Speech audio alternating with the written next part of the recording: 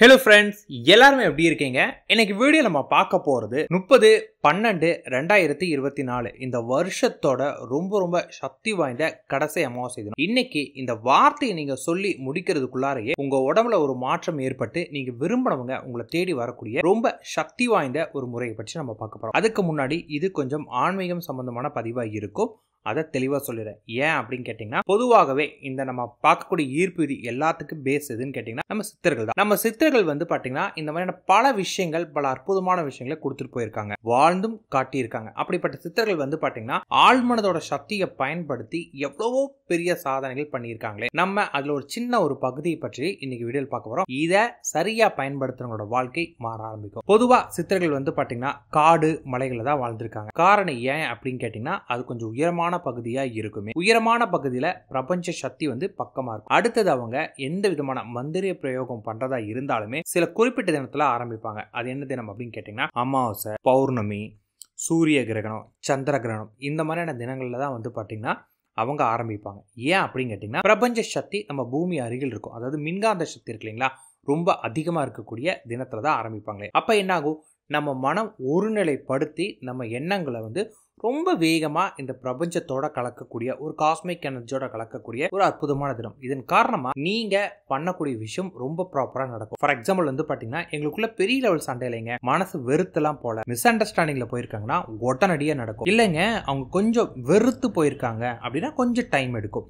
Because வெறுத்துட்டாங்கனால அதை நம்ம திருப்பி டியூன் அப் பண்றதுக்கு டைம் எடுக்கல அந்த டைம். ஆனா ஹைலி ஒர்க் அவுட் ஆகக்கூடிய ஒரு முறை. இதை நீங்க இன்னைக்கு ஆரம்பிச்சு தொடர்ந்து பண்ணுங்க. அவங்க வந்தாலுமே 21 நாள் நீங்க கண்டினியூவா பண்ணியாகணும். இது வந்து ஒரு மந்திர முறை தான். மந்திரம் அப்படின்னு ரொம்ப பக்கமா இருக்கும், நிறைய இருக்கும் அப்படிலாம் கிடையாது. ஜஸ்ட் ஒரு வார்த்தை தான். இந்த மந்திரத்தை நீங்க சொல்லி முடிக்கும் போதே உங்களோட உடம்புல வந்து பாத்தீங்கன்னா மாற்றம் தெரியும். இந்த மாற்றம் உங்களுக்கு தெரிந்தால் மட்டும்தான் இந்த மந்திரம், இந்த முறை உங்களுக்கானது. எனக்கு எந்த மாற்றமும் என் பாடியில தெரியலீங்க அப்படின்னா இது உங்களுக்கான முறை கிடையாது. இந்த மெத்தட் உங்களுக்கானது இல்லை, நீங்க பண்ணவே பண்ணாதீங்க. ஆனா பாடியில சேஞ்சஸ் தெரியுறவங்களுக்கு நிச்சயமா ஒர்க் அவுட் ஆகும்.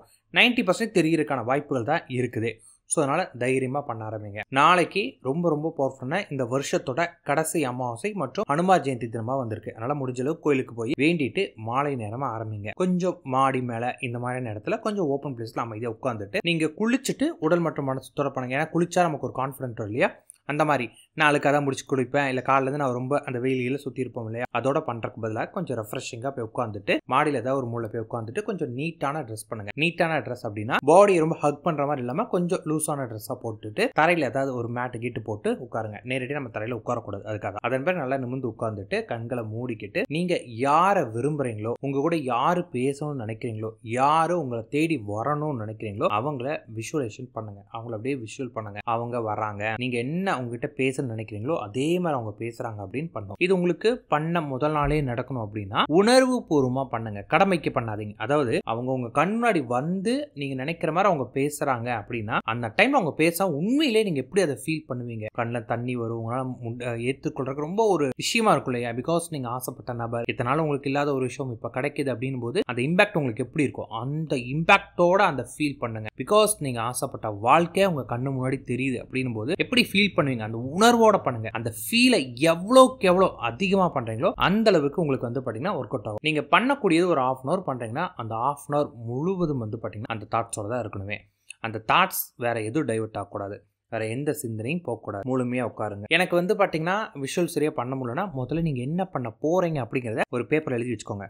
இந்த மாதிரி வராங்க, இந்த கலர் ட்ரெஸ் பண்ணிக்காங்க, இந்த மாதிரி வருவாங்க, என் கண் முன்னாடி நிற்கிறாங்க, நிற்கும்போது இப்படி நிற்பாங்க, அவங்க வாயிலிருந்து வரக்கூடிய வார்த்தை இப்படி இருக்கும் அப்படின்னு எல்லாமே எழுதி அதை மெமரிஸ் பண்ணிட்டு அதன் பிறகு அதை அப்படியே விஷுவல் பண்ணுங்க. ஏன்னா பிகாஸ் சில பேருக்கு அது வந்து ஒரே மாதிரி இருக்காது, அதுக்காக தான். அதன் பிறகு உங்களுக்கு அந்த விஷுவல் வந்து உண்மையிலே நீங்க அவங்கள விரும்பி இருக்கீங்க அப்படின்னா உங்க கண்ணில் தண்ணி வரும். அந்த அளவுக்கு ஃபீல் பண்ண பிறகு அந்த ஒரு வார்த்தையை வந்து உணர்ந்து சொல்லணும். அந்த வார்த்தை என்ன தெரியுங்களா? க்ளீம். எப்படி சொல்லணும் அப்படின்னு கேட்டீங்கன்னா, நல்லா உங்க 2 மூக்கு வழியா நல்லா மூச்சு காற்று இழுத்து அந்த மூச்சு காற்றை அப்படியே உங்க உடம்புல நிறுத்தி க்ளீம் அப்படின்னு சொல்லிட்டு மெதுவா ஸ்லோவா அந்த மூச்சு காற்றை வெளியிடணும். ஒரு டைம் பண்றதுக்கு 30 seconds இருந்து 40 seconds டைம் எடுக்கணும். அந்த அளவுக்கு நீட்டா ப்ராப்பரா லென்த்தா கரெக்டா பண்ணுங்க. அந்த மாதிரி ஒரு 108 தடவை சொல்லுங்க. 108 தடவை சொன்ன பிறகும் கண்களை மூடிக்கிட்டு அவங்களோட எண்ண அலைகளோடையே உட்காருங்க. உட்கார்ந்த பிறகு நீங்க என்ன பண்ணணும் அப்படின்னு கேட்டீங்கன்னா, மெதுவாக கண்ணை திறக்கும்போது ஃபுல்லாகவே உங்களுக்கு ஆல்ரெடி இருட்டி இருக்கும். ப்ளஸ் கொஞ்சம் வெளிச்சமான இடமா இருந்தாலும் உங்களுக்கு இருட்டாக தான் தெரியுமே. அந்த மாதிரியான ஒரு ஃபீல் உங்களுக்கு வந்த பிறகு அதன் பிறகு அந்த ஃபீலோட இருந்துச்சு போங்க.